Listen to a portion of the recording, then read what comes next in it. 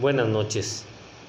Daré desarrollo al reto 5 que se llama ¿cuál es la responsabilidad del Estado mexicano? En el cual se nos pide dar los datos de identificación. El nombre de la universidad es la Universidad Virtual del Estado de Guanajuato. El nombre del módulo es Derechos Humanos en el ámbito internacional. El nombre del reto es el 5. ¿Cuál es la responsabilidad del Estado mexicano? El nombre de mi asesor es el profesor Alfredo Hernández Pérez. Mi nombre es Carlos Rosiles Ortiz. Mi número de matrícula es el 15003848 y la fecha de elaboración es el domingo 27 de marzo del 2022. Se nos pide hacer la presentación de cada situación a resolver y asimismo dar el desarrollo de cada respuesta respecto de los dos casos planteados. En el caso 1 dice que Ana se encontraba pacíficamente repartiendo panfletos a las personas que se manifestaban en la plaza de armas de su ciudad. El contenido de los panfletos versaba sobre citas bíblicas. Al enterarse de lo que hacía Ana, un policía decidió arrebatarle los panfletos y detenerla, argumentando que no era lugar para repartir ese tipo de información, pues alteraba el orden. Ana permaneció encerrada e incomunicada dentro de una patrulla durante 3 horas hasta que la manifestación concluyó. Posteriormente, el policía la trasladó a Barandilla, donde recibió burlas y calificativos peyorativos por el personal de seguridad pública. Luego de un día detenida, la dejaron en libertad. Ana denunció el hecho ante la Fiscalía General del Estado, así como ante la Comisión Estatal de Derechos Humanos. Ambas instituciones omitieron el inicio de cualquier procedimiento, por lo cual Ana acudió a la Justicia Federal, donde resolvieron incompetencia para conocer del asunto. 2 años después, Ana presentó su caso ante la Corte Interamericana de Derechos Humanos. La pregunta es: ¿consideras que existe responsabilidad por parte del Estado mexicano? Nos piden argumentar y fundamentar la respuesta. En este caso pienso que sí, el Estado incurrió en varias violaciones a los derechos de la Convención Americana sobre Derechos Humanos. El primer derecho es el de la libertad. Aquí se violó el artículo 7, que es el derecho a la libertad personal, en sus incisos 3, 4, 5 y 6, que dicen así. El 3 dice: nadie puede ser sometido a detención o encarcelamiento arbitrarios.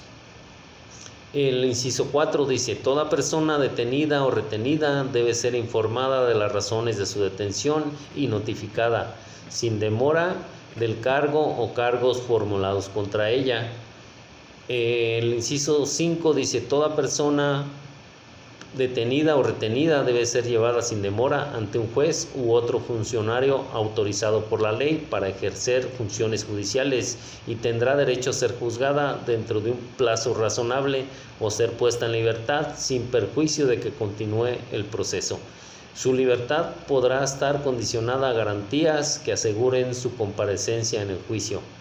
El inciso 6 dice: toda persona privada de libertad tiene derecho a recurrir ante un juez o tribunal competente a fin de que éste decida sin demora sobre la legalidad de su arresto o detención y ordene su libertad si el arresto o la detención fueron ilegales.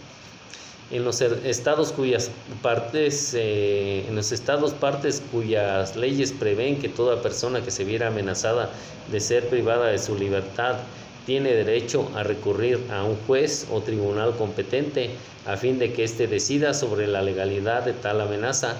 Dicho curso no puede ser restringido ni abolido. Los recursos podrán interponerse por sí o por otra persona.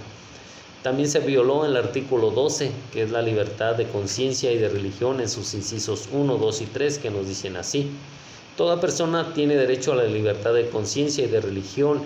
Este derecho implica la libertad de conservar su religión o sus creencias, o de cambiar de religión o de creencias, así como la libertad de profesar y divulgar su religión o sus creencias, individual o colectivamente, tanto en público como en privado.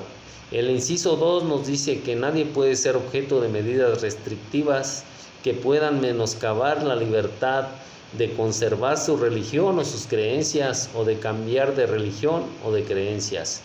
El inciso 3 nos dice la libertad de manifestar la propia religión y las propias creencias está sujeta únicamente a las limitaciones prescritas por la ley y que sean necesarias para proteger la seguridad, el orden, la salud o la moral públicos o los derechos a libertades de los demás. En el caso 2 nos dice que durante la pandemia por COVID-19 el gobernador de una entidad federativa publicó un decreto por medio del cual se declaraba obligatorio el confinamiento en el domicilio particular de los habitantes en un horario de las 18 horas a las 9 horas. Asimismo, se preveía una multa de 1,500 pesos a quien infringiera esta disposición. De no contar con recursos para el pago de la multa, el decreto previó 36 horas de arresto. Nos cuenta que Andrés, un hombre de 34 años de edad en situación de calle, caminaba por la avenida principal de la ciudad a las 20 horas, cuando un militar lo vio, lo detuvo y lo presentó ante la Secretaría de Seguridad Pública, donde le fue exigido el pago de la multa. Andrés argumentó no tener casa habitación, familia ni dinero para pagar la multa. Como consecuencia, fue privado de la libertad durante 36 horas y boletinado, fotografía incluida, en redes sociales como el primer detenido, un sinvergüenza capaz de negar a su familia con tal de no pagar la multa. Derivado de lo anterior, fue localizado por una asociación civil a través de la cual se planteó su caso en jurisdicción militar y ordinaria hasta ponerse de conocimiento de la Corte Interamericana de Derechos Humanos. La pregunta es que si también se considera que existe responsabilidad por parte del Estado mexicano. Igual se argumenta y se fundamenta la respuesta. Pienso que sí, ya que al igual que en el caso 1 se violentó el artículo 7, el derecho a la libertad personal. Precisamente los mismos incisos del caso anterior, lo que debieron hacer las autoridades fue investigar la situación de la persona antes de llevar a cabo su detención. Además, pienso que se violó el artículo 11, que es acerca de la protección de la honra y de la dignidad en sus 3 incisos, que nos dicen que primero, toda persona tiene derecho al respeto de su honra y al reconocimiento de su dignidad. El inciso 2 dice, nadie puede ser objeto de injerencias arbitrarias o abusivas en su vida privada, en la de su familia, en su domicilio o en su correspondencia, ni de ataques ilegales a su honra o reputación. El inciso 3 dice, toda persona tiene derecho a la protección de la ley contra esas injerencias o esos ataques. Esto va porque se boletinó su foto en redes sociales y se hicieron comentarios hirientes de la persona sin saber su situación de falta de un hogar.